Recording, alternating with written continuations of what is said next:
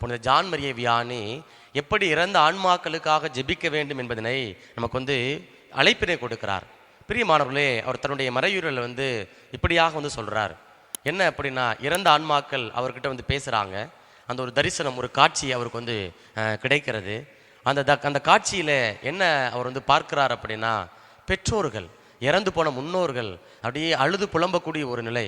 நீங்கள் நல்லா இருக்கணும் தானே, நாங்கள் கஷ்டப்பட்டோம், பாடுபட்டு உழைச்சோம், இன்றைக்கி நீங்கள் எங்களை மறந்துட்டீங்களே, இன்றைக்கு நாங்கள் அந்த உத்தரிக்க நிலையில் இந்த தூய்மை பெறக்கூடிய இடத்துல நாங்கள் அப்படியே கஷ்டப்படுறோமே, எங்களை ஏன் நீங்கள் மறந்துட்டீங்க, எங்களுக்காக நீங்கள் ஜெபம் பண்ணலாமே, எங்களுக்காக திருப்பலி ஒப்பு கொடுக்கலாமே, அப்படி நீங்கள் திருப்பலி ஒப்பு கொடுக்கின்ற பொழுது, ஜெபிக்கின்ற பொழுது நாங்கள் கடவுளை முகமுகமாய் பார்ப்போமே அப்படின்னு சொல்லி அந்த தரிசனத்தில் அவருக்கு காட்சி கிடைத்ததாக, அந்த இறந்து போன ஆன்மாக்கள் அவரிடம் பேசியதாக புனித ஜான் மரிய வியானி அவருடைய வாழ்க்கை வரலாற்றில் நாம் பார்க்கிறோம். இந்த நவம்பர் மாதத்தில் நம்முடைய குடும்பத்தில் வாழ்ந்து மரித்த முன்னோர்களை பல நேரங்களில் நம்ம மறந்து போகின்றோம்.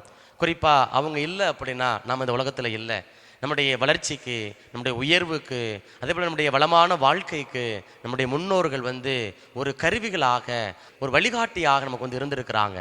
அவங்க செய்த செயல்களை நாம் மறந்துடாம ஜெபங்களை ஏறெடுப்போம், திருப்பலிகளை ஒப்பு கொடுப்போம், அவருடைய ஆன்மா ஈடேற்றமடைய மன்றாடுவோம்.